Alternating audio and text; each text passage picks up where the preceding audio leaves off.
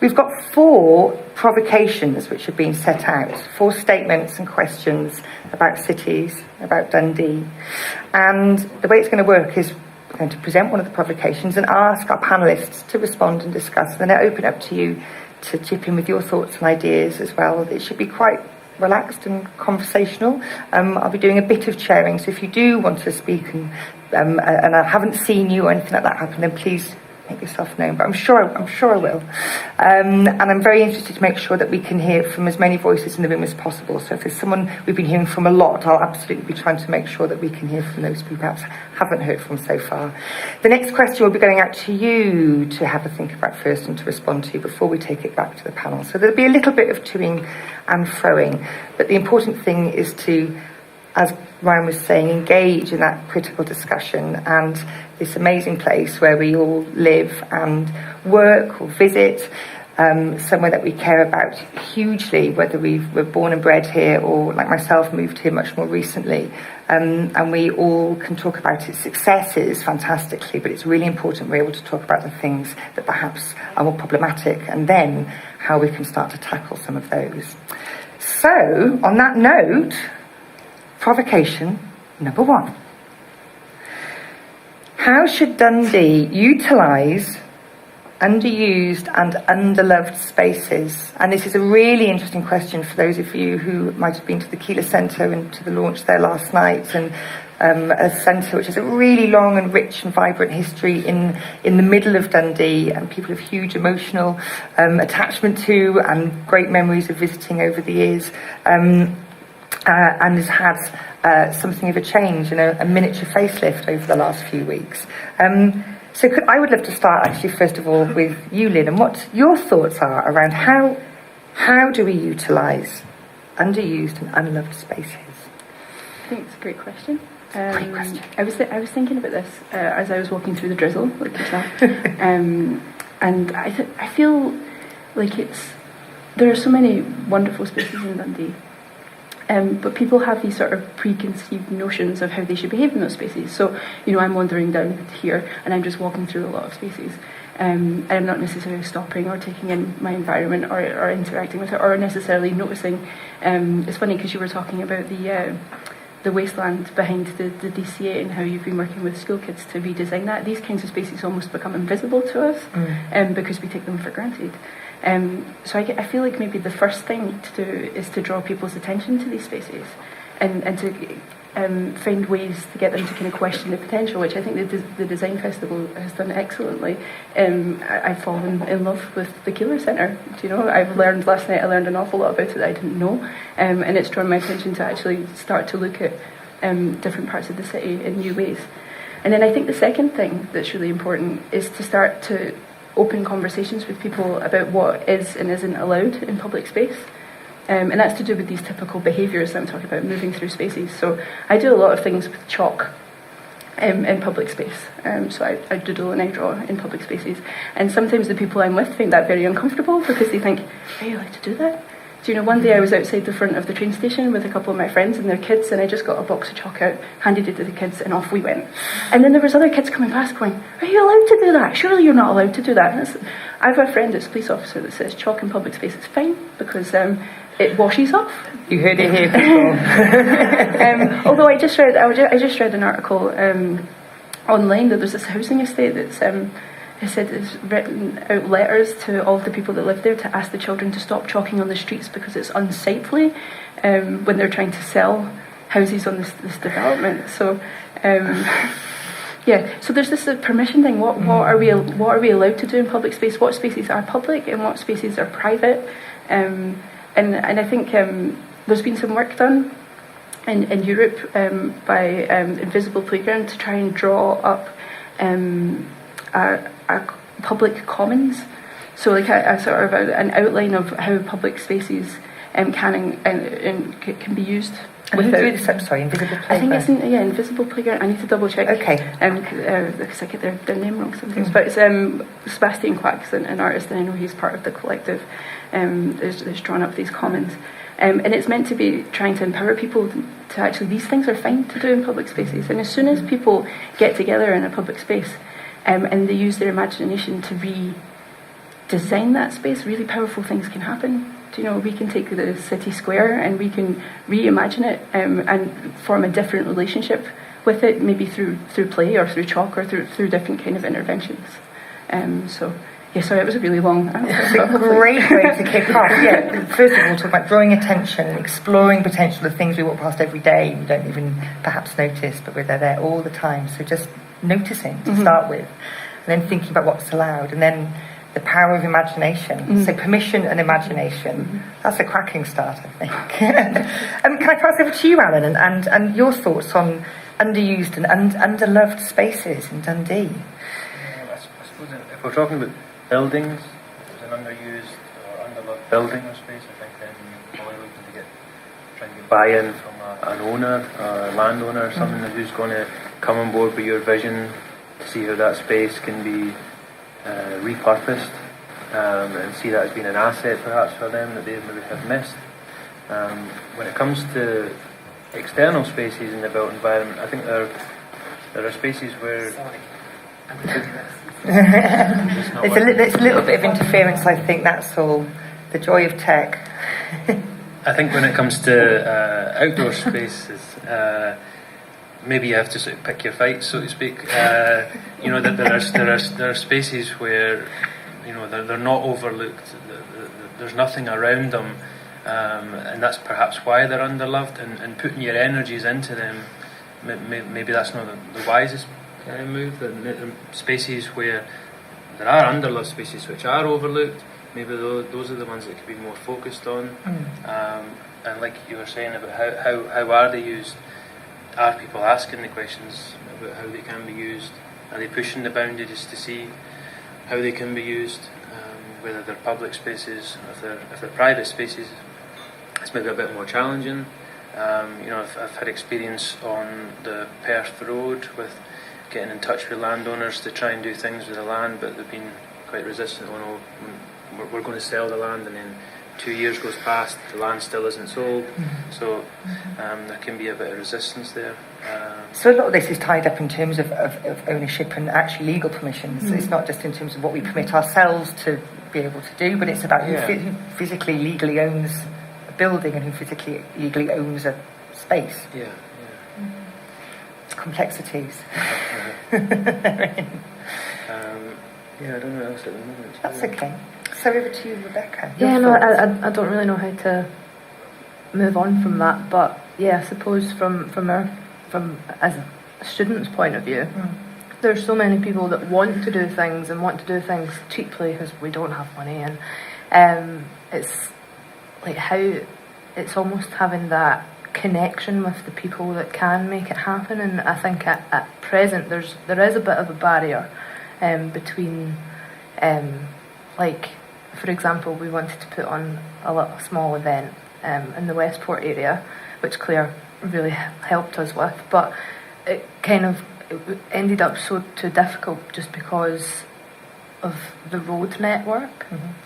And I think if almost the kind of bigger picture of no, people come first is recognised, then that whole idea of no, you can't do that because the cars have to go like a 20-mile detour. It's like, well, no, but the people and the place comes first, and it's having that kind of accessibility to be able to do that and having the confidence in yourself, but also the people that are able to make it happen to kind of go through with it. There is a confidence. So it's about confidence, but it's also about knowing who to ask and what that journey is. And so, how did you approach that? Well, it was all kind of through Claire. Point out Claire down here. We met through Creative Dundee, and I spoke to her, and it kind of we didn't take it as far as what we wanted to, but it was that kind of fear of, well, the roads guys are saying no, you can't do that, so it kind of just almost to an extent put us off with the idea of the time scale that the project was going to take. But And what was it that drew you to that particular area and that particular space? If you're talking about underused or underloved, What was it that was happening there that was right for the project you were working on? Well, actually, that whole area was part of a much bigger 2050 vision. That it was a hypothetical project as part of the uni, but we were looking at how can we take smaller areas and pilot these projects to kind of that contribute to a much bigger vision. And the Westport just seemed the obvious place. There's existing businesses, there's a lot of space. The road doesn't really need to be used, and there's only 7 car parking spaces, so it just seemed the obvious kind of destination for a public playful space in the city. But to kind of go forward and make that inhabitable as a playful space, you kind of have to go through a really lengthy process of shutting a tiny little bit of road, but it causes massive disruptions, which I think is fine. Go for it. So that was a pilot project, essentially, would have been. And do you find, Alan, that are you able to experiment with pilot projects before you're able to roll things out at a much wider level across the city? Do you get to test things in underused and underloved spaces? No, I think from a transportation perspective, they've maybe got more freedom to test pilot things, whether it's cycling infrastructure or changing roadways. They got a lot more funding, I think, through like groups like Sustrans at the moment. So from the planning perspective, there aren't that many. It's probably not even a role to push an actual physical project. Although I sometimes get involved with that with a crossover with other departments in the council. So like doing a design layout for a community garden at Mingus Hill. That was something I worked on with other colleagues. So that was taken a leftover piece of grass and we turned it into a community garden, which has been quite successful. That comes back to what I was thinking of before. A lot of the ones which have been successful are the ones that have a purpose, whether it being growing or producing food or something. You have the sort of guerrilla gardening type things, or Dundee and Bloom. They seem to have been quite successful at turning spaces around, giving it a purpose. So I think that's quite a good example. They're easy for people to grasp onto the idea. They've been tested elsewhere for years and years. Yeah. And you literally see the fruits of your labour. We open it up to people in the room and your thoughts on underloved and underused spaces. How should Dundee utilise them? Hello there. I think it's drawn from what you said. I think it's an attitude thing. It's very much like what you say about the chalk, because people think, or the ownership. It's nothing to do with selling. I think this is maybe blunt, but I think people are just a bit, that takes effort, or that maybe is something new. I don't.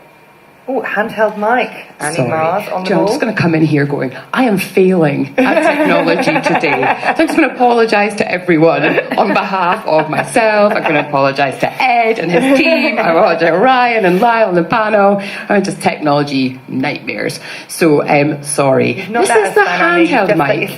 Yeah, I know. Handheld mic on the go. Handheld mic will be on the go for questions. I don't know if we want to do that again. Yeah, that's okay. Is that okay? We can recap slightly. You were saying it was less about legal permissions. You were saying. Yeah, I think it's an attitude thing because people, or the way people view it, like the chalk. Oh, are we allowed to do that? And a lot of things we can make this thing. We can do that. We can do that. But everyone's in this. But this is tradition. This is what we've always done. Or that place has never been like. Let's just leave it. It's challenging people to think of outside the box. There's no box. There's no box. Let's go outside. That's what I think anyway.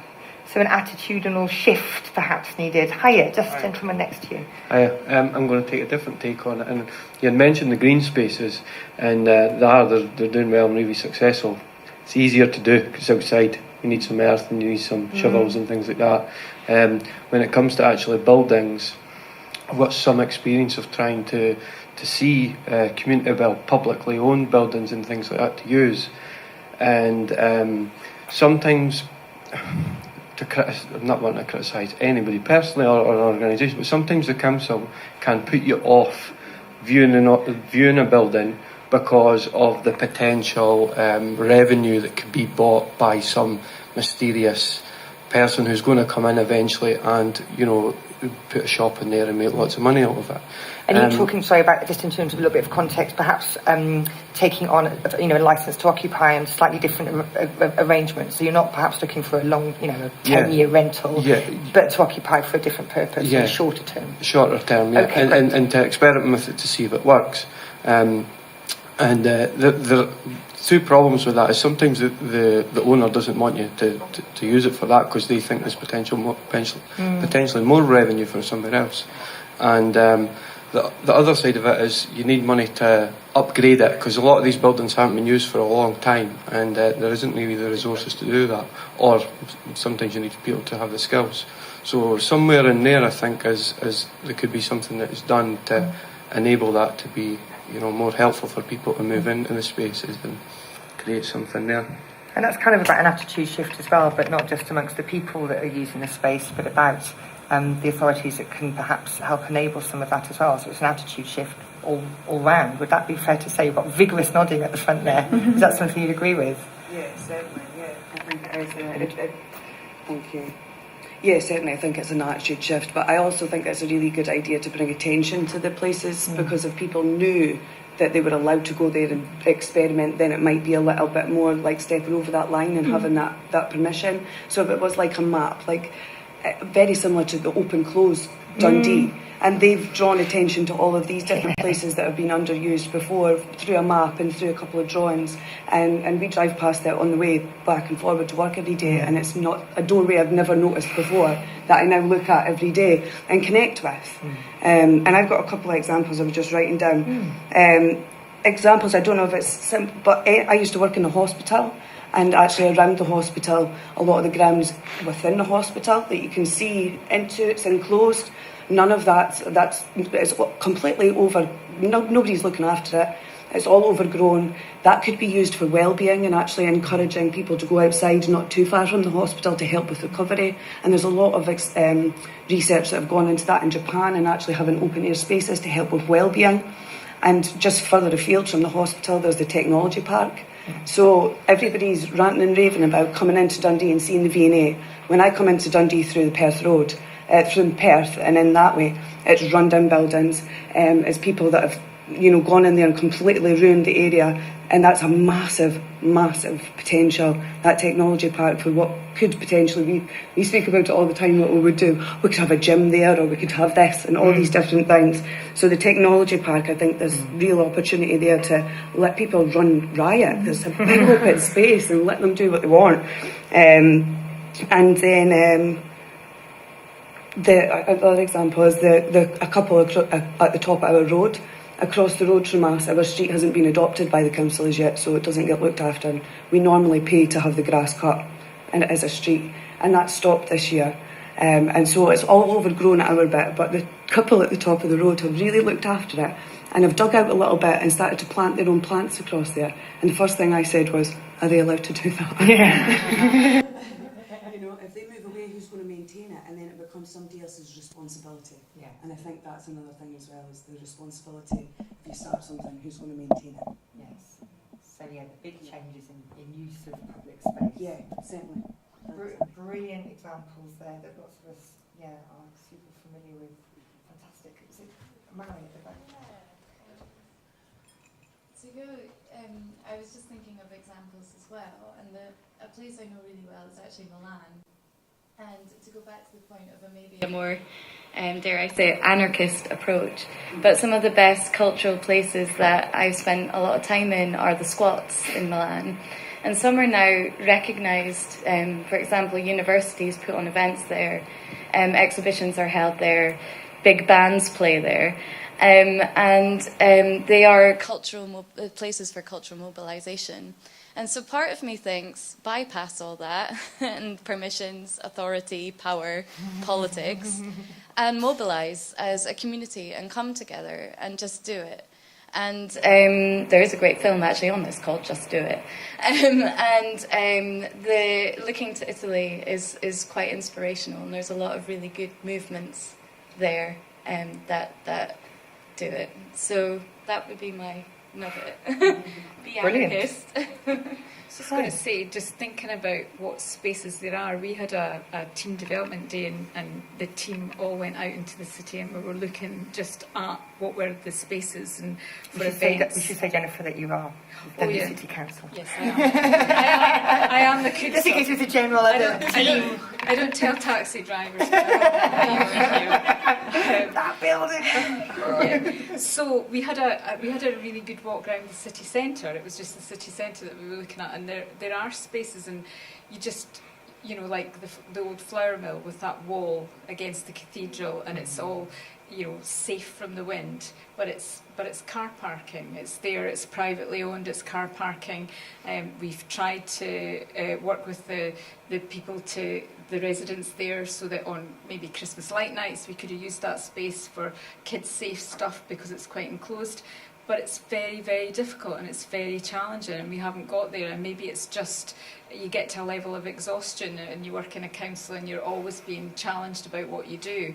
But you know, we have that imagination, and there was other spaces at the back of the Keeler Centre, cobbled streets and things that we thought, oh, markets, we could do all this stuff. So you know, that perception that the council's not maybe interested in these kinds of things, that's not necessarily true. Maybe what we need is a bit more, you know, of other people behind us, you know, to like push those boundaries a bit, because certainly, you know, I think it's my ambition to get into that flour mill and do something in that space, because I just think it would be beautiful. You could put even an open air cinema and have kids sitting safely. And is that because of issues with who legally owns the space? Well, it's never just one thing. Okay. So there's residents that live in that area, so you'd have to get the residents on board because there is housing there. It's owned by a property developer who owns some car parking spaces. So you know, it's quite complex. So there'd be a number of, but that's not to say it couldn't be done if there was enough sort of momentum behind it. Attitudinal shift, perhaps. Yeah. Claire at the front, were you going to say something? No. You were bursting, just to completely put you on. Oh, you were cheering. The other Claire actually wants to say something. It's really interesting in all the examples that are given of how we could use those underloved, underused spaces, and it comes back to the public space as well, and what is it for, and what can you do in it. And I always think that public spaces is there to kind of use your democratic power, because that's where people gather together.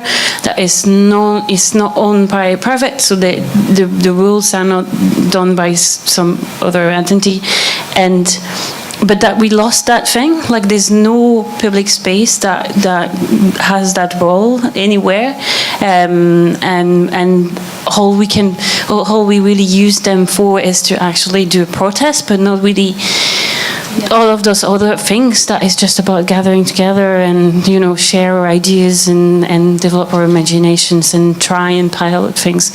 So maybe Dundee, as a small city, visionary city, can lead the example in terms of using those spaces in a more public, democratic way. In a civic way? Yeah, civic way, yeah. Civic way, okay, brilliant. Probably due to get on to our next provocation. I feel like we just chat for another half hour on this. We're scribbling like mad and things about mobilising and just do it and use your democratic power and people come first and pick your fights, and I think everyone would make a good t-shirt, but there's real energy and potential power behind all of those. Maybe we can pick that up in the next one, which is going to be asked to all of you first. So the next provocation, what barriers do we need to break down to make Dundee a city of possibilities? And what do we need others to do for us? A city of possibilities. You've got a great provocation. And I appreciate that's the first time that you've seen it, but maybe if we could think about... I'm going to start off nice and generally, but there's something in that about permissions. Like the barriers we need to break down is this sense of ownership, of permissions, of not feeling like we can just do it.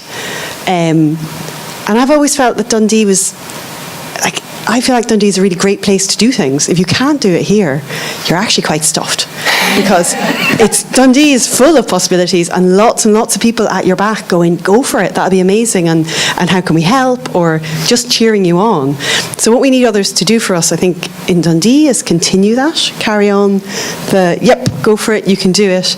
But there are issues about permissions, and I think that is a barrier. I think that people don't feel empowered, or that they have permission, or they're allowed to chalk or whatever. So yeah, I think one of the barriers, definitely something about permissions. Permissions, okay. Any other thoughts on permissions, and how do we start to break those down then? If that is a key issue. The first thing that I thought about when I saw it was the ABCD approach, the asset-based community development. So instead of concentrating on the problems, you concentrate on what's actually strong. So the barriers are the buy-in. You know, the rest of the community is buying into this creative. This is quite organic. The creative community that we've got in Dundee, and it keeps growing. But when you come to these events, you see the same people over and over again, and we need to start getting out into the communities. And I think actually by concentrating on what do you do good in your community and how can we make that better. So it's not about what we need others to do for us, it's about the fact that changes need to come from within the community and go out the way. So if we can co-design and actually get them to buy in from the off, instead of saying, okay, we want to do this in your area, it's what do you want to do in your area, and then start to build from there. So you're not doing things to people. Yeah, exactly. that they might not you're going in there and you're saying, what are you really proud of? What do you guys do well here as a community? And then building on that, instead of saying, what's the problems and who else can we get to fix it for us? Let's start doing it ourselves. We'll come back to panel in a second, but we're going to keep going with some of the folk behind you first. I agree totally what you just said there. The thing is, when you go into communities as well, though, is that you have the same faces going to the same things that are then supposed to be representing the community, when that's maybe not necessarily true. So again, it is doing that, but reaching out to the general community and figuring out, okay, well, what do you want to do? What do you want to see? And taking them on that journey, because I think that will kind of grow things exponentially. Because I think in terms of creative, people don't necessarily think of themselves as creative, but when you actually spend some time and find out what they do and how they do it, then they could begin to appreciate the talents that they possess around creativity. And agency and the potential to affect change as well. So lady there in the glasses. Hi there. I'm just thinking it was really thought-provoking to read that, because I think it's one of the things that I've noticed most about being back in Dundee. I was gone for about 24 years. And so I feel like for most of my life, Dundee wasn't on the up really at all. And although I wasn't here, I was visiting all the time and checking up on it, you know. But it's a really positive and wonderful place now. But I'm still getting the vibe that there's a section of the community that haven't bought into that at all. In fact, they don't think they have any business with it. You know, it's not for them. Even this wonderful V&A, it's not for me. I'm never going to set foot in it. And I would love to figure out a way to, like you were saying, involve people in bringing them to this creative, kind of wonderful, positive, self-believing community. But a lot of them are not on the same page just yet. It's coming, perhaps. You know, I hope so.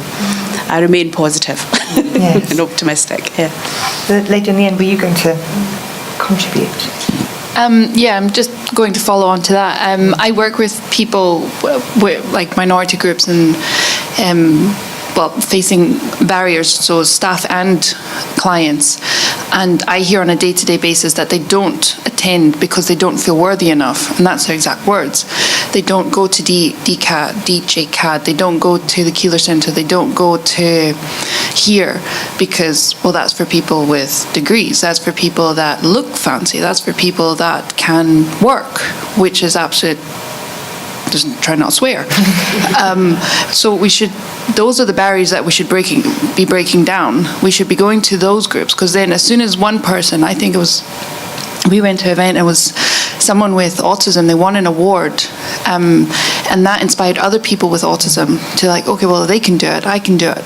So it's not using fancy names, like no offense to anyone, it's great, but you want people that people don't know. You want the local people on that panel right there talking about, well, this is what I can do.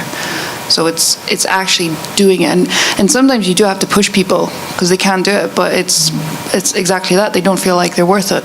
And that's a really interesting comment. That idea of being worthy, or that you're allowed, or that something is for you at all. And yeah, and those of us that work in institutions across the city, and it can be cultural institutions or any other sorts of organisations. Constantly thinking about how do we tackle that, and it's something which doesn't end. That feeling of unworthiness is an incredibly difficult a kind of cycle to break, I guess. Really tough, but it absolutely has to be addressed. One from each side. I think there's something really interesting in terms of engagement, and I think the barriers are on both sides. So the thing that I've done lots of consultation in the community, and I've got a lot of appreciation of what you're saying, Danielle. And I'm always thinking about how can we actually make them feel included in what we're doing. And one of the first kind of approach we do is like, well, maybe it's about hosting our events on their ground and actually, doing that on their terms and in their venues. But then the problem that you have is that the community that is in this room don't go there. So there's no they don't come here, we don't go there, and so how do you do it?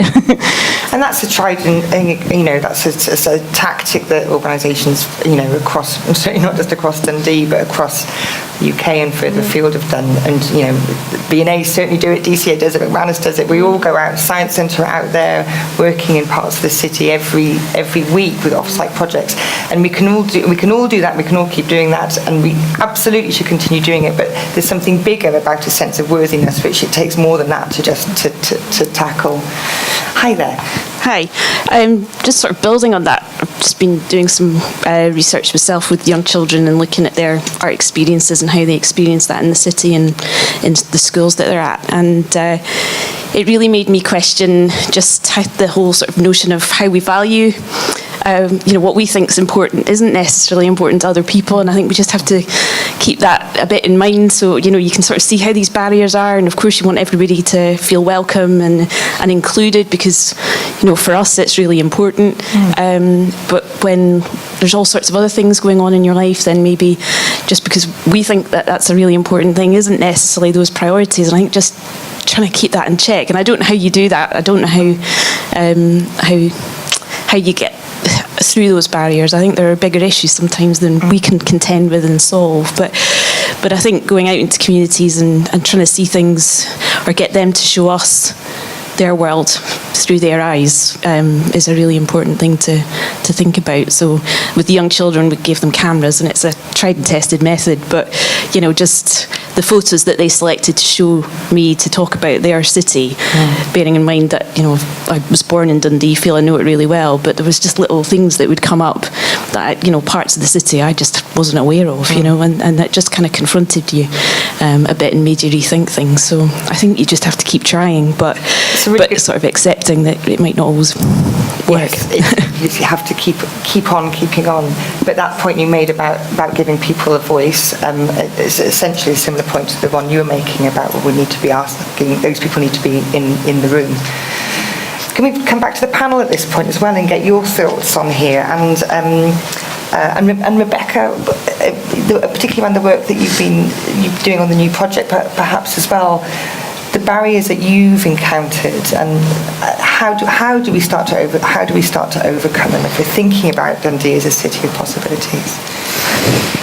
The straight answer is I don't know. But I think there's something in ownership and purpose that people kind of value, and if we were to kind of make it obvious that your street is your street. Maybe that is kind of one approach that we can take to kind of give people that kind of value over their spaces.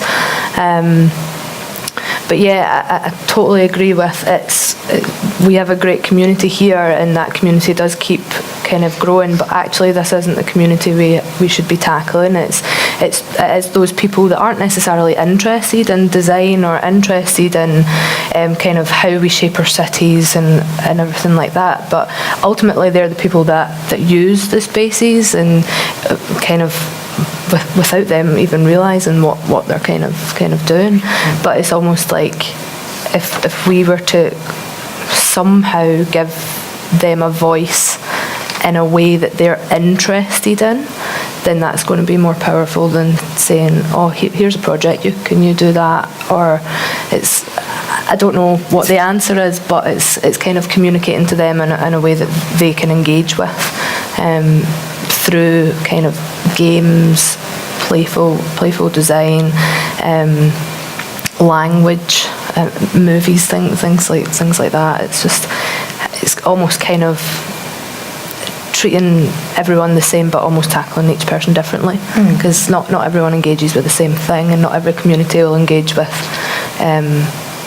the way that we would kind of communicate. In terms of like the design festival, I think it's great, but obviously there is people that don't feel like they can come to it, and maybe that's just because they're not really interested. It's just kind of, it's getting that engagement. No offence or anything, but I think it's great. But and you have to accept that there's a difference between people who may know it's happening and aren't interested, and it's not for them, and that's completely their right. But then there's the difference between that and people who, if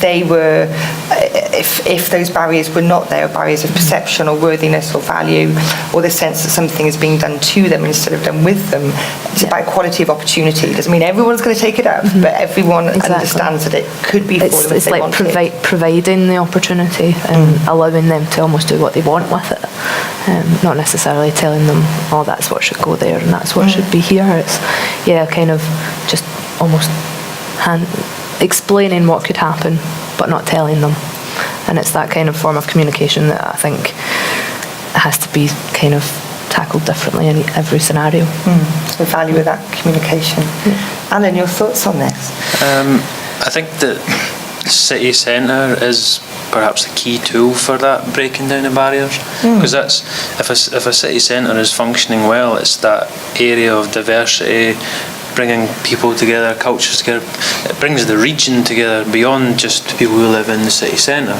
So if you can have that diversity in a city and try and encourage people to get into arts or design, like you say, the people that are interested, then I think the city centre is probably the key tool to try and help break down the barriers. And yet we also know that there are people across Dundee who would never come into the city centre, or it's 2 bus journeys, and actually that's going to cost you £3.40 just to get in. Before you got back home again. Transportation's a key thing for helping to make the city a more active, vibrant place. I think our transport system's quite good. I don't think it's very cheap. There could be some improvements. I think it's good for kids maybe in the summertime. They travel for 20 pence from the bus. Maybe not so much for adults. How accessible is the city in the evening for the whole of Dundee? I don't know. But I think that ties into it. But I think the city centre should play that role of breaking down the barriers with other communities, because if someone doesn't go to another area of the hinterland in Dundee, well, I mean, it's not just things that people do. You just don't really do that. People come together in city centres. So I think the other barrier for me for the city centre is actually the lack of people who actually live in and around the city centre. So with the work that we're doing, hopefully going forward there'll be a growing critical mass of people who will live in and around the city centre, which will just create more of a vibrant, more rebellious situation where people take ownership, do stuff, gets the ball rolling, pulls more people in, creates that kind of interest. So I think that's one thing that the city throughout previous decades became hollowed out after industrial times, city being emptied out, but that you can see how that's starting to change. So hopefully going forward it will just keep growing and growing and help to break down the barriers that we're talking about. The joy of hearing a planning officer talk about rebelliousness is... I'm also an architect, if that makes any difference. But no, I think maybe a barrier going on from what you said before is that being too British or too Scottish, maybe that is the big barrier.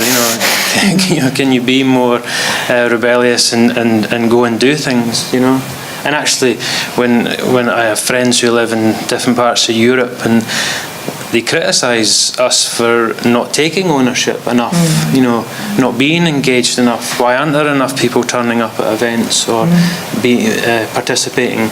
So maybe it's a British barrier. Be more Milan, maybe that's it. We pass over to Julian and your thoughts on... So many thoughts. Just on what you were saying, this is a silly thing, on what you were saying about Britishness. Maybe we should just channel a bit of Dennis the Menace and Minnie the Minx and, the rebel spirit. We have those icons in the city.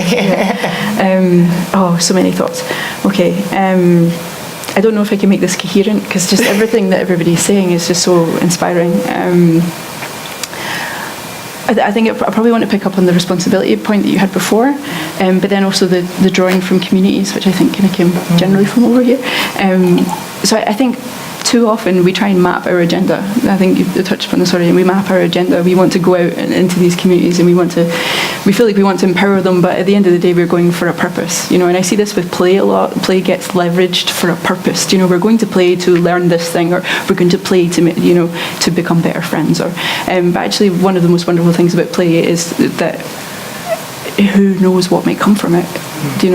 If you go into play without an agenda, you might have the most amazing experience, or you might take nothing from it, and that's still okay, because play in itself is fun, and fun's an okay outcome. Play for play's sake. Yeah, and so I think coming from the community, going to the communities and talking to them about what's important to them, because I have a very different lifestyle to maybe a lot of Duntonians, and to be able to understand where they're coming from, what's important to them, and then to use that to work with them to find something that makes Dundee a space of possibility for them, I think is really important.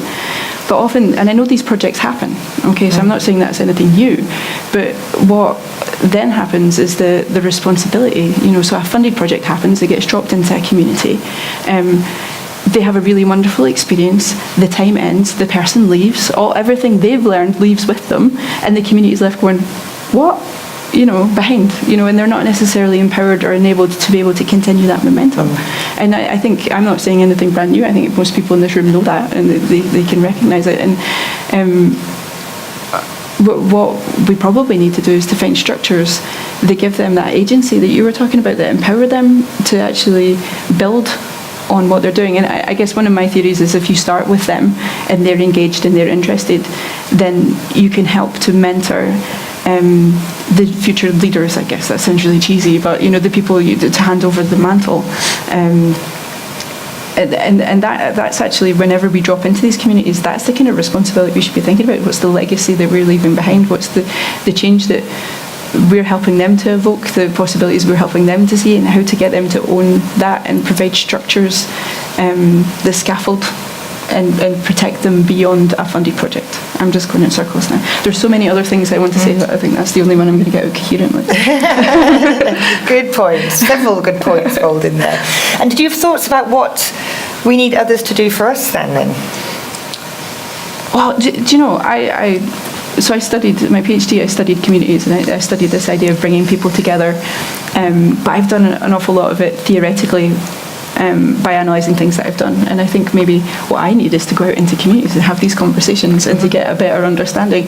And what we actually mean by this city of possibilities. I think Dundee is an amazing space of possibility. I totally agree with Claire. And I agree with other Claire in terms of we need these spaces for communities to come together and to have more civic behaviours. But actually the possibilities that I see come from my background and my interest in being playful and my interest in games, and but not everybody comes from that angle. And I'd like to talk to somebody who's having to go to food banks, and how important is the space of possibility to them? What's important to them in their lives, and how actually can we work with them to help make their lives I don't know. I think I need to open my eyes to actually the diversity of what happens in the city, because I am in the room with the same people all the time, which is lovely. You're all lovely, but we do go in circles and we have conversations with similar people, and I totally agree with the point that it would be really nice to have a Dundonian from across the other side of the Kingsway, or from Lockheed sat on this panel, and I give up my seat if we just go grab one off the street and and get their perspective, because I think that would be the most eye-opening thing that we could do today. Which goes back to your point about just understanding what's important to people, and even starting to understand that the challenges people face every day vary massively. I have a fantastic example about that, doing street research recently. Thank you. Doing street research recently around a housing association, a local housing association, looking to digitise the service and make it digital housing, so that controlling your heating and these things by digital. So looking at it to save money, an aspect on that sense. And when we went out to do the street research and we spoke to the housing tenants, they said, digital housing, I want somewhere to hang my washing. This is the realistic, I need my basic needs first before I care about all of these other possibilities. And I think that's probably one of the barriers, is that in these communities that we're speaking about, there are so many chaotic lifestyles where people are just looking for their basic needs and want to be able to go on a day-to-day basis and feel trusted in their city, feel valued in their city. And that doesn't come from being moved from house to house, or not having a place where you can actually feel ownership, to feel like you can go and have possibilities or do what you want with this space. It's a big aspect of it as well. Just your own home. It's a brilliant point. Pick up on that, of course, Lynn, because you raised it. So you've had this experience and you've learned this amazing thing. And what I was saying about these community focus groups, the person, the artist, or whoever that's running it, the facilitator, learns a lot of things. And is there a way that this is being shared, these things that we're learning from interacting? Because actually that might be a really useful thing. I'm going in the community, this is what's important to these people. So yes, we want to hear it firsthand, but also there's a lot of work already being done. How can we access that and learn from that as well? And the knowledge exchange network as well, most recently, like that's sharing information. And most recently, we worked with a project to help build it. It's called Ken. So you might have seen it online. It's Do You Ken About Ken? In Dundee, it's the knowledge exchange network, where you're trying to actually share expertise and know that everybody's got their own expertise, their own right to their expertise, but actually building capacity across sectors and being able to do that. So something like that, where you were able to just this actual real knowledge exchange, research exchange, that would be amazing. That's an idea. There we are. We've had an idea. Brilliant. I've literally written it down. Ken! Big letters. I'm aware of time, and this is a brilliant discussion and exactly what we should be talking about. But we do have to move on to our third provocation, which is going to be put to the panel first of all, which is, as a city, how should we measure success? Is this? We can phrase this perhaps in a different way, which is how do we know that we are doing the right things? How do other people know that this is working? How do we know? Literally jumping at the bit. Hold that thought for just 1 second.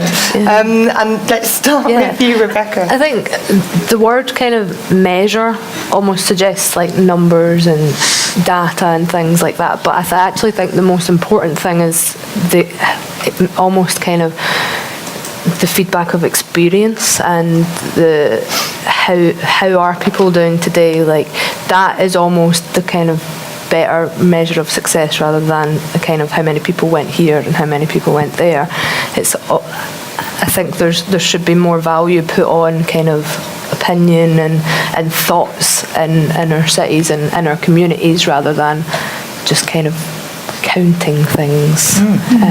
But that's all I have to say on that. But it's a shift in terms of how we start to measure it in the first place. Yeah, because I think there's so many frameworks out there that you can kind of measure things from, but actually I don't believe that there is one framework that can measure everything. And I don't know how we would go about that, but it's kind of, you measure one thing completely differently to another, and it's kind of getting that balance of value, I think. Great, thank you. Alan, what are your thoughts? How do we know that? How does anybody know that anything has been going right? I think now and going forward, the measure of success for, say, the city centre area and around the city centre will be diversity. Diversity of what? Well, things for a whole range of people in Dundee to do. I think that'll be one of the key measures of how successful the city serves the people of Dundee. So when you mean diversity, you're talking about diversity of people, so people from all sorts of different backgrounds being able to share and use the civic space. Why are they coming into the city centre, or aren't they because they just don't feel there's nothing for them to do? I think that'll be one of the key measures of success for the city centre going forward. Your thoughts? How do we know we've been successful? I've got a lot of questions about measuring impact. I haven't quite tied those up in my mind yet. I think everything that we're doing is nudging us towards something, and we won't know for 10, 15 or maybe ever that what we're nudging towards has had any sort of impact or effect on people. So I guess success. I think if you're getting a taxi, right, and I speak to a taxi driver and they tell me that the people they speak to talk positively about the cultural things that are happening in the city, or that they've had an interesting conversation with somebody that's very, very positive. I think taxi drivers are kind of the pulse of the city. I really love to speak to them, and I get so much insight into what's happening. And so because they meet lots of people and have lots of conversations. So I think maybe my measurement of success is hearing a taxi driver's version of how people feel about their own city. I love it. Taxi drivers' methodology. Yes. Great. I'm going to get fired. But as people who are out and about and speaking to and dealing with all sorts of people across the city all the time, that's an incredible litmus test, isn't it? We should maybe expand it to bus drivers as well, though, because taxi drivers still I can afford a taxi. As a bus driver, though, do you? You don't get quite the same. But maybe what we do is we get them all in the pub and we have a bit of a chat. This is sounding great. But that comes back to the idea of conversation as a way to kind of measure success, and that kind of idea of how we communicate and what we get back from that communication is maybe how we can kind of gauge how well we're doing. And the diversity of people being consulted as well. Okay. Yeah. Now there was some leaps up from the front row there, so I've got lots of people who I know wanted to speak. So we'll start with Claire at the front because she fell off a chair when she thought I was going to come to her. So no, it's really interesting because we had a really interesting chat this morning looking at successful events. So that question kind of came, and what came up from those conversations is that we are kind of focusing very much on the economic short-term impacts of what we're doing, and how much people are spending when they come to the city. Yeah, exactly. And which is very much tied to the political agenda because of the short-term kind of in that regard. And so the discussion we're coming to, we need to shift the values of those impacts and actually look more about the social and cultural impacts, and that's what you're telling about conversation and having more storytelling about our impacts and less numbers and case studies. And one of the great things that came up from this morning as well that really never really thought about is looking at the long-term impact. Because something that happened to you, like that conversation tonight, might not impact my tomorrow or my next year, but maybe in 10 years, it's that all of the stepping stones that empowers you to do more things. And I don't know how to do that, but it's just shifting minds, I think, in terms of the values that we have and that we put into what we're doing. Another attitudinal shift. Brilliant. Over to other Claire. I'm aware that the Claires are hogging it here. I struggle with that as a question until you have the preceding conversation, which is what is success? What Yeah, I think around in this corner. That's probably kind of maybe Yeah, behind so it's it, not about how we so how do measure we it. So know it's- yeah, what do we all agree is success? So you talked about a diverse and vibrant city centre, or being able to play. So I think that there's I think that there's an interesting conversation to be had about what we agree success is. So maybe that's maybe we can kind of do a little kind of design style post-it note on the top of it and just say, yeah, how should we measure is when we talk about how do we know we've been successful, meaning what, well, more briefly, what is success? Jennifer, you were keen to... Just because we've been talking about this in terms of the change in leisure tourism within the city and some of the expectations and challenges and just some of the conversations around, have we got enough hotels now? Can we take any more rooms? This, that, next thing. And we kind of felt, Jenny and I were having a chat about this in terms of the city's place marketing campaign and saying, we're kind of missing some voices here, and there's some work that we're doing with frontliners, that the V&A have done, inviting taxi drivers, hairdressers, the people that are actually talking to the leisure tourists in the city, and what were the stories that they were getting, because actually it's what they're hearing is actually some of the stuff that we ought to be working on. So we've come up with a kind of, we thought we want to hear what they're saying when they're talking to the taxi drivers. We want the taxi drivers to tell us where they're coming from, because you're doing your sampling, but is that being backed up by the taxi driver saying, I had 20 Italians last week, or and just actually ask the people that are seeing those new people, visitors coming in, and what they were seeing. Like, did they have examples? Were they getting stories about, receptionists and hotels that send them out somewhere in the morning? Were they coming back and saying that was fantastic, or were they saying it was crap? Or, that's liquid gold, I think, in terms of how we then adapt our strategies. And it's not just about, the hotel sector saying, our room rates have gone up or they've gone down, or it's those experiences that people are having that I think are just as important for us to be kind of measuring or try. It's not even about measuring, it's just accessing almost, that information. So the importance of conversation coming through loud and clear. Any thoughts from other folk about what success might be? How do we know that we're getting things right? Hi, I'm just sort of thinking about times where I've thought things have worked really well in the city and when maybe they haven't. And one of the events that I think worked really well in the last couple of years was when they rebuilt the Wishart Arch over there, and it was well, it was great. What did you think worked well about that? I think what worked well about it was that. And I think this comes back to how do we measure it, because it was just through observations. I didn't really get directly involved, but just kind of got caught up in it and was just watching what was happening and seeing all the different people that were taking part. And it was that I was really excited about, because there seemed to just be a real cross-section of people from the city taking part. It wasn't one particular group.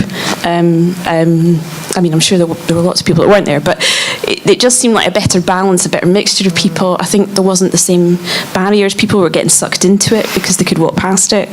You didn't have to go through a doorway to get into it. It was just there, and it was quite exciting, but you were learning about the city at the same time. It was a real shared kind of experience for everybody involved, and then you had something at the end of it that everybody could take photos about and share and talk about afterwards. And I just thought it was that mixture of people that were there, a real cross-section I felt of the city that actually, so I think observing what's actually just going on, not necessarily directly speaking to people, because you don't get that same buzz, say, in the city square. And all you've got in the middle is the Caird Hall. But that space north of the Caird Hall, I've never seen that buzz in the last 10 years that I saw on that one event. So I think it's just something, just sort of observing just who's using your spaces and how they're being used and what seems to get the excitement going, I think is a good idea. And then designing things to make the most of it. I was going to say that, because that's what the Wishart Arch did. Yeah.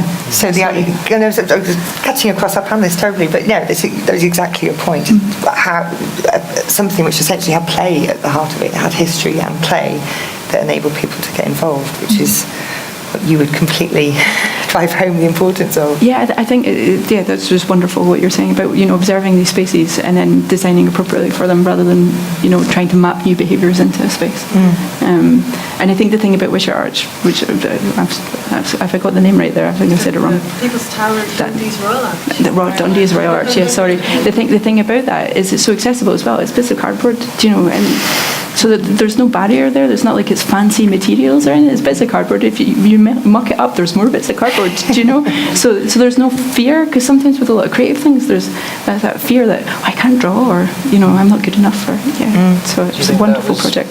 More accessible. Do you think that was more successful as well because it tapped into history and culture? It wasn't abstract to people. I think so.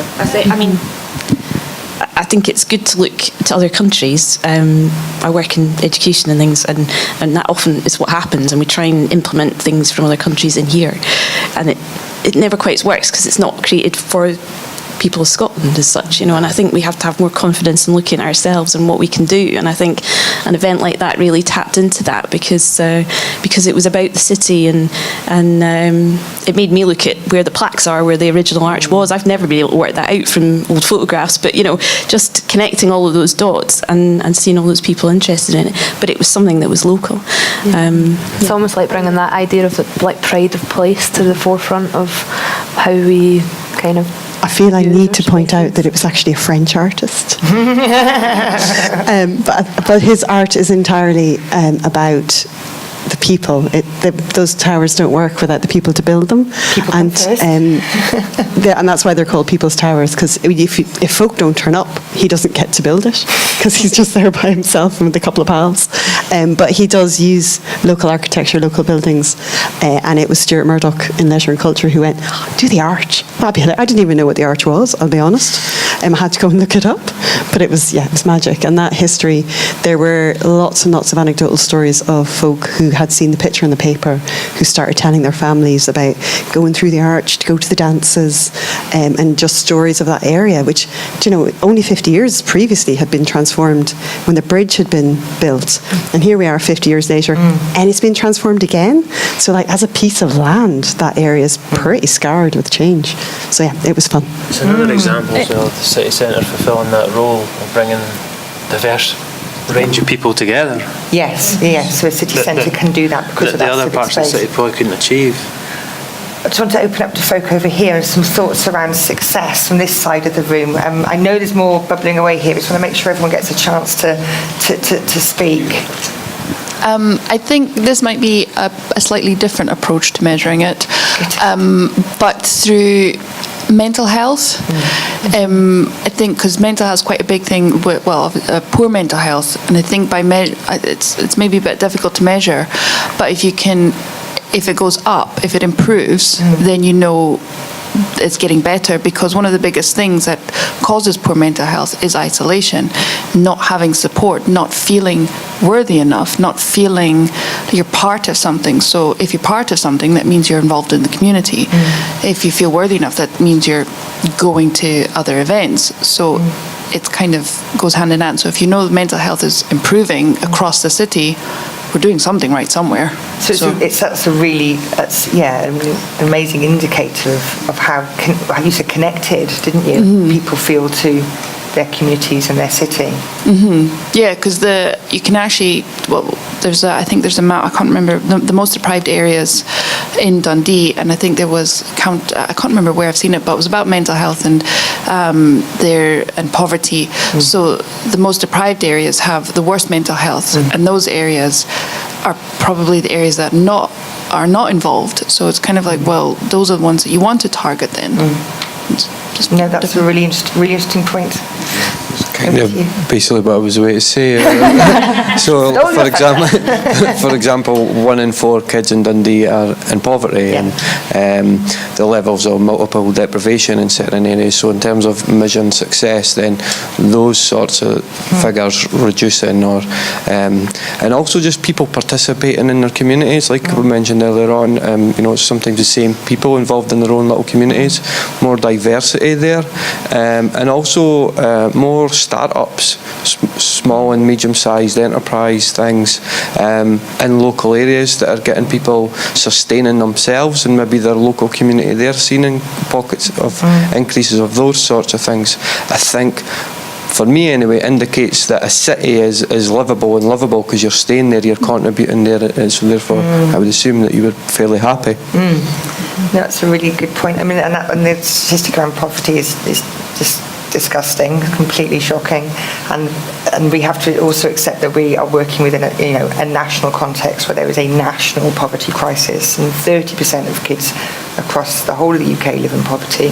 So Dundee's actually slightly below the national level, which doesn't make it okay by any stretch of the imagination. But there are huge, policy changes and shifts being made at a national level that on a day-to-day basis we can have very little impact upon. But it's about understanding what are the things that we can do at a city level and at a local level to help mitigate and support and understand the challenges that people are facing every day. There was a thing done just recently, and it was about designing a community food growing strategy.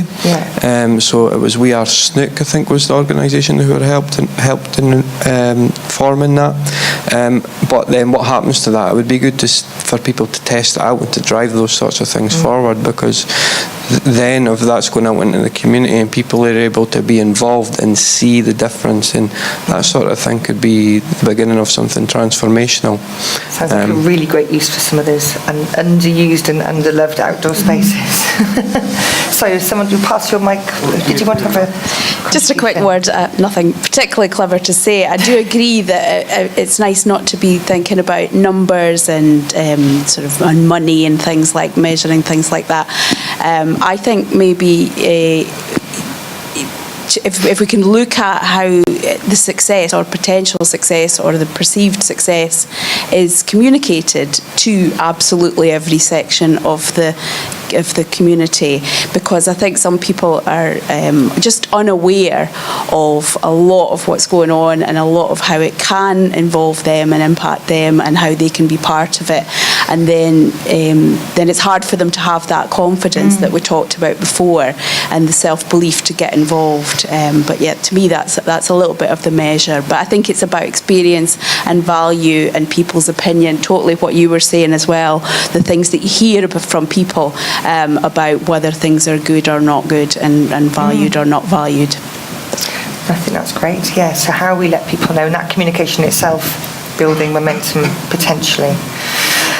Again, I feel like we could talk more on what success might be for all sorts of different people, because it will mean different things to different people, obviously.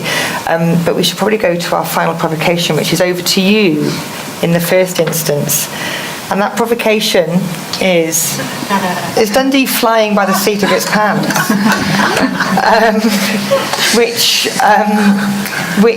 is I'm not going to qualify that at all. I'd like to unpack it, but my unpacking it immediately contextualises it, which probably isn't what we should do. So there's the provocation. Who would like to contribute? Yes, gentleman there. Mine would be, aren't we all really?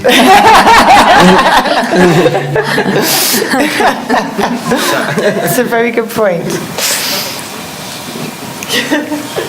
I'm swiveling, but I mean, I think sometimes following on from the last time about like people wanting to know the value straight away, measuring the success straight away, and wanting it done now, and actually it's about playing the long game. If you're going to make some of these transformational changes, they're not going to happen overnight. They're probably not going to happen in the next year, maybe 10, 15 years, and that for me is when we'll start to see the success, when it's a feeling that it goes right through the community and the whole of Dundee is famous for being the whole of Dundee and not just for the city centre. Yes. Yeah, I think that the city is now in a really interesting, challenging position, because we had those projects that kind of galvanise everyone together, organisation, people. So the cultural capital bids, the V&A, and now it's open, and now it's there, and now it's like, okay, what is the next thing for the city? And I think that we maybe focus too much as a city. We're focusing too much on those accolades we get from the visitors and all of that, and it's kind of like that's how we measure our success just now. And they are part of Dundee that doesn't feel it's impacting the life. And when you're talking about the long term, it's really this idea of that we need to make sure that buzz doesn't fall, and that actually, I can't remember my point, but it's this idea of like you need to make sure that storytelling it goes everywhere in the city, and that actually what we've accomplished today is not going to go away because the attention of the world is not going to be there next year. And everybody needs to be proud to be Dundonian. Yeah. It comes with like this. It comes, it's almost like this city brand. Like I loved that yesterday. I was all in on that city brand, and actually having that was something you look all over the place and you know that's Dundee. That's the people are proud of it, and they sing it. I was in Helsinki at the end of last year, and after like 2 days, I was really hard on myself. I was like, how are we ever going to get here? And then you realise they've been doing this for like 15, 20 years. They've got experience. They've done the good and the bad, and it's embedded in everything that they do, down to the shape of their bins. They have a design guide for everything. Yeah. It's unreal. It's fantastic. But I can see us getting there. I do. I have that optimism, definitely. And those kinds of international benchmarks. Lyle, you've got the mic there. I think it's really interesting you brought up Helsinki, because that's Ryan and I, when we were researching for the festival, Helsinki's where we went. It's like heaven. Yeah. That's what I imagine it to be. It's hard to not come away from there thinking, they've got everything right. Yeah. I'm sure they haven't, and I'm sure there's lots of things they haven't got right, but they have a very good approach, a very healthy approach to how they go about things. They're not trying to get, we have a podcast about this, but it's like they're not trying to get everybody to come to Helsinki. They don't care. They want people to come who want to visit Helsinki, for example. They want everyone there to have a good quality of life. Mm-hmm. They do a day every year where they kind of throw the rules in the bin for cooking, for example, and let everybody cook in their homes, take it into a civic space, share it. People create businesses out of that. The health and safety would just not allow that. No, it wouldn't happen. And I think that ties into what we were talking about barriers earlier. It's these kind of things that we need to kind of remove. We do get sometimes very tied up in what the right way of doing something is, in terms of the rules, and not in the right way of doing something for people. And I think we could probably learn a lot from places like that. I'll shut up. I was just going to pass the mic very quickly to the lady at the back there.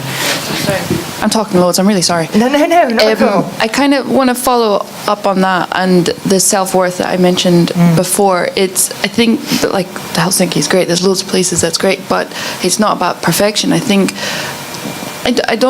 maybe Dundee is a bit worried about, right, we need to be like Helsinki, we need to be perfect, we need to be good, why aren't we doing this? But we kind of need to take a step back, and I think we all do across the world. It's about the journey, not the destination. And we should be encouraging making mistakes, and that's why a lot of people will not come out of their shells. This is why a lot of people won't come out of the places, like the areas of deprivation, because they're scared they're not going to be perfect, they're not going to be able to reach that mark, whereas we shouldn't have that mark. We should just be, let's just create chaos, let's play, let's put chalk. If it looks like shit, then it looks like shit, it doesn't matter. It'll rain anyway. Or if you make plants, if the plant doesn't grow, then it doesn't grow. Or if it doesn't have to be all lined, it doesn't have to be about being perfect. I think that's where we need to, I think maybe Dundee needs to back off a bit about being so perfect, and the health and safety doesn't, I understand we have to have that, but we just all need to chill and just have fun and be anarchists and hippies. I think you're right. I think it's like how we develop our own identity out of that, and what we're saying about being proud to be Dundonians and being in Dundee, and that comes out of that anarchy and that chaos, and just figuring out what we are, not just saying this is what we are and putting it down on people. It's about growing it up and seeing what we are and capturing it and presenting it to the world in our own unique way. God, what a wonderful note to end on. I'd like to bring it back to the panellists as well, and your thoughts about Dundee flying by the seat off its pants. Let's start with you, Liv. What is there to add? I totally agree that I think everybody is. I agree for the need for longevity as well. Going back to the impact thing, we do knee-jerk, like, oh, it hasn't worked, stop. But it's odd because longevity and investment don't necessarily go hand in hand with seat of the pants. Do you know? So it does imply strategy, longer term planning, and but how do you make longer term plans that are flexible enough to shift with the changing times? And I think to kind of pick up on the sort of image of Dundee, I think it is about working out what we are and then cultivating that and growing that together. Is really, I think, the key to moving the city forward and building our confidence to have our own identity and be our own thing. And yes, certainly learn from other cities. Like, I want to go to Helsinki now. But learn from them and be magpies and take the best bits, but then also think what's right for us. Because I think what you were saying about taking a step back and thinking about what's right for us and making mistakes is super important. And actually being brave enough to make mistakes. And that's how this whole panel opened, wasn't it? It was to talk about what we do well and what we don't do well. Yeah. We'll learn way more from making mistakes than we will from getting it all right. So I'm totally with you. Let's make this new world where we just have fun and see what happens. Fantastic. I'm in. Alan, your thoughts? Designer of frameworks and strategies. Are we flying by the seat of our pants? I don't think so. I don't think Dundee is sort of, and if we're not, then do we tip into collapse or something? Is that what we're describing as the alternative? I don't think the city's like that. I think it's made loads of great progress since I first came here as a school kid. Before I went to the art college, that was in probably mid-90s, and then came living here in 99. Seen the city change massively since I've been living here. So I think it's making steady, positive progress. That's huge changes we've seen over that period. Yeah, massive. Yeah. Over to you, Rebecca. What do you think? I don't really know what else to say. I'm more thinking about how do we go forward now? What do we do from this conversation rather than what do we take from it? And I think when we're talking about that idea of a brand and almost like the citizens really taking ownership over their city, which they all do, but there's almost no kind of tangible kind of thing to take ownership of. And maybe it is kind of starting to create these kind of temporary events like the Royal Arch that kind of capture the culture and heritage of the place to almost then generate that brand and that pride almost.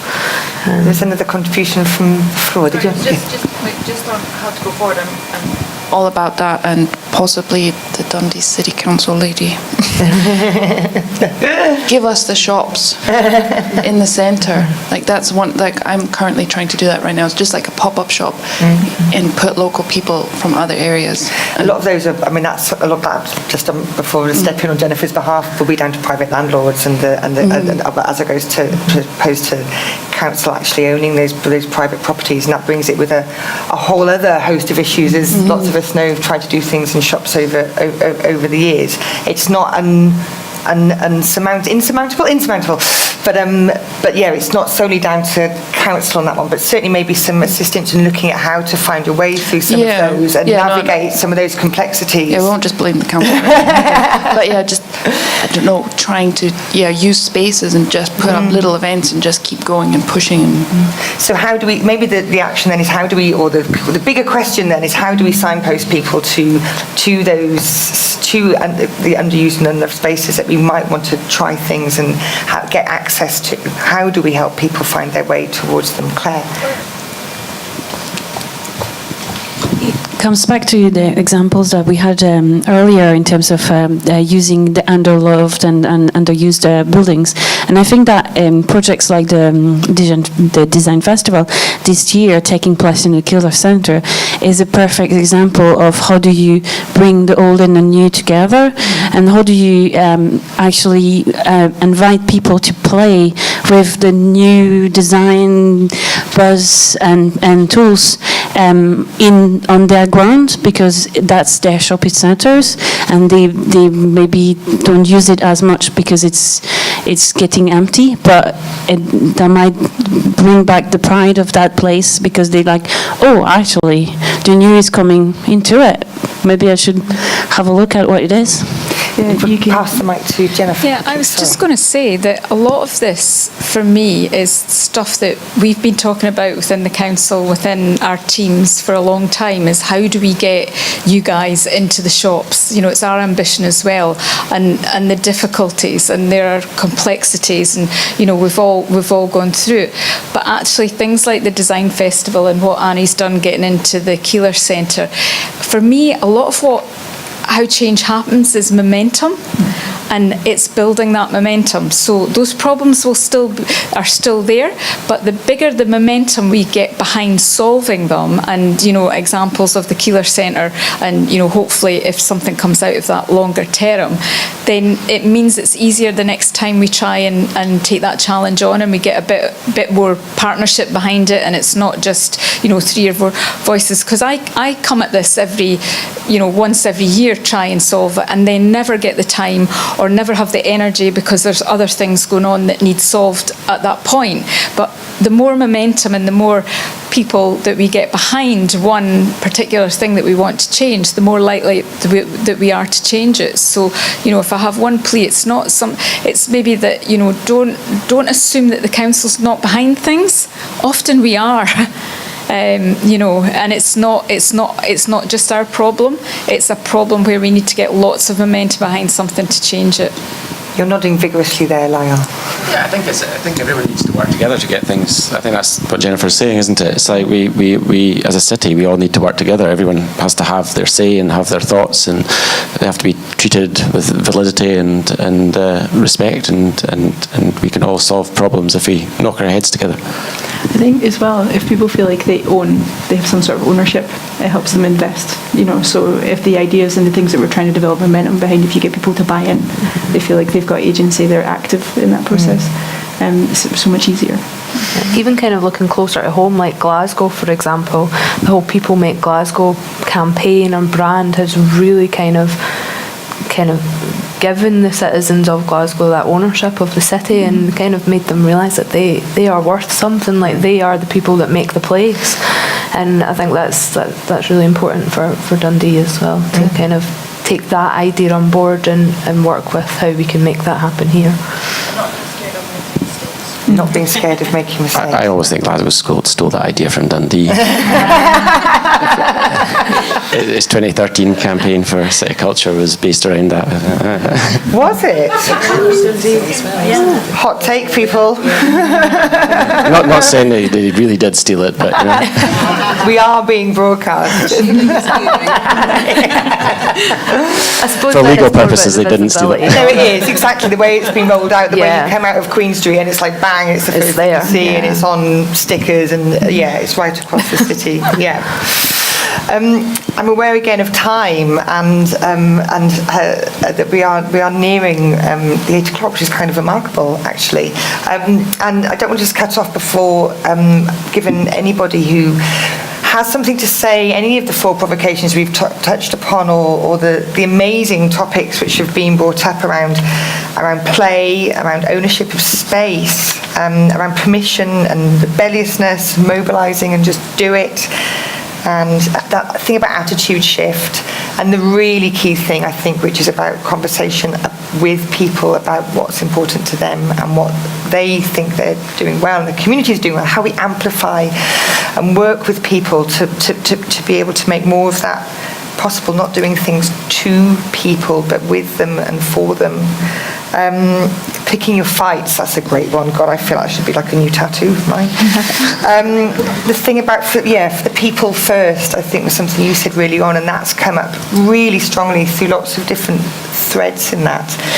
But so before we round off, is there anything anybody would like to, we haven't touched on, as the burning point that you'd still like to make? No pressure. I've got a little question. Go for it. I don't know that it's a burning point, but it's definitely going to be a good question, I can tell. I think we've talked about the design community and we've talked about the people of Dundee. But, and I'm sorry to aim this at you, but what about the students? Do the students, and I know you're not all students, but do they feel part of Dundee, or is it a transient part of their life? And I mean, you said last night that staying is the hard thing to do. It's not the easy option to stay in Dundee, to make a life here and to build something. So, I mean, that's a whole community that we haven't really talked about, and how they feel in connection to the city. Yeah, I'm glad you brought that up, actually. Yeah, I do think that to an extent the university is entirely isolated to the rest of the city, like kind of geographically it's on its own island, like although it is in the city centre, it is kind of contained, and I don't think that the university does enough to encourage this, like the students to be part of the city. I was saying to you earlier, I've read an article recently called "Architecture Schools Should Be Dissolved."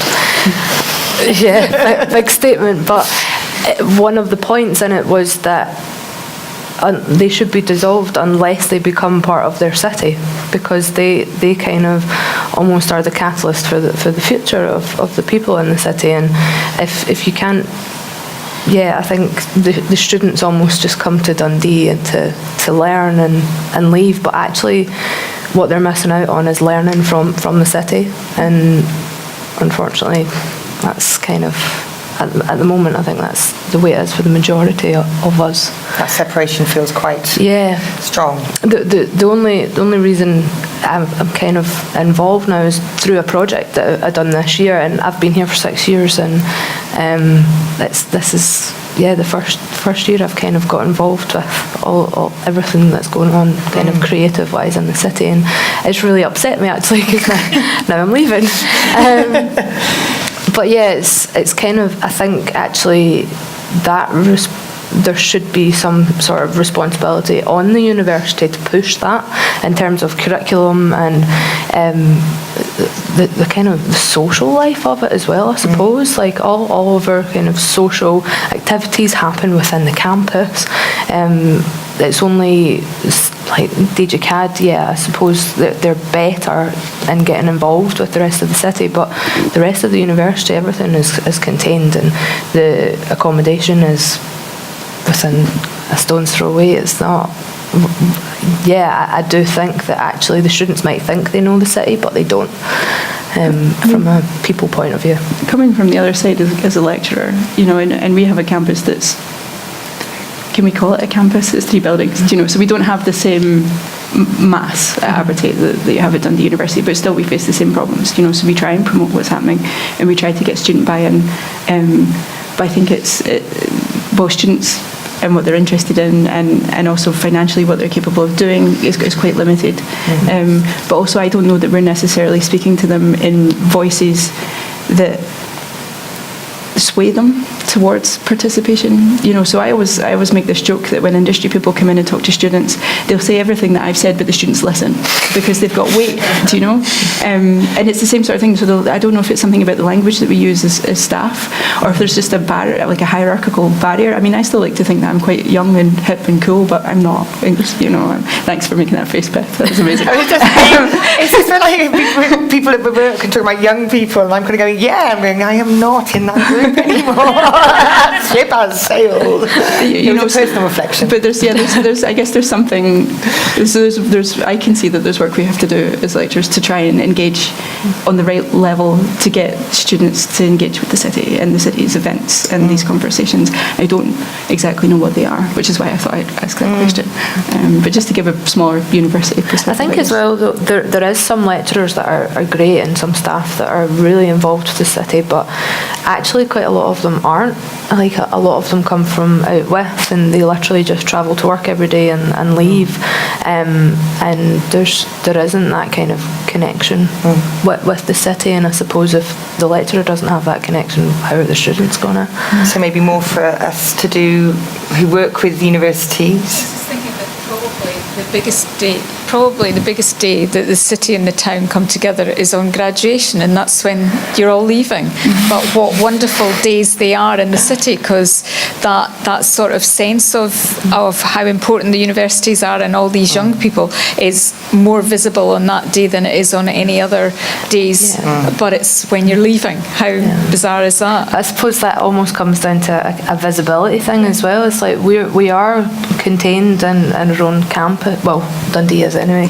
And yeah, when we come out and go into the city centre, it's vibrant, and I'm looking forward to it. But yeah, that doesn't happen enough, and it's got time for just one more comment before we round off. You're going to I work for the university in the School of Education and Social Work, and I know it varies across the university. So with our students, particularly our community education programmes and things, they work really closely across the city, and we've just had like a super kind of student conference where they've worked really well. You know, it was a great day.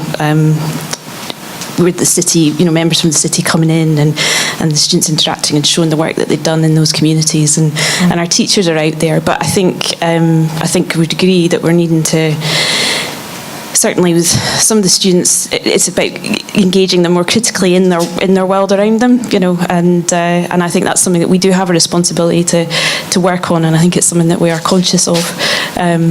But there is pockets of it happening, is basically the point. That's what I wanted to say. Spread out across the university. Brilliant, thank you.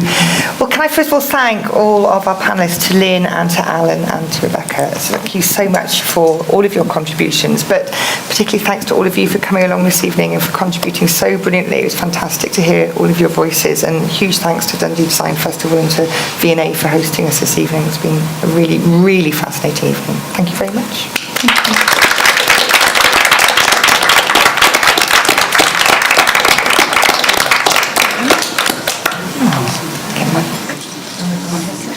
How does this do? How does this work?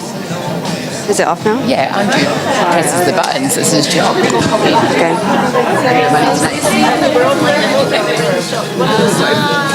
Doing a bit of browsing and Knackers.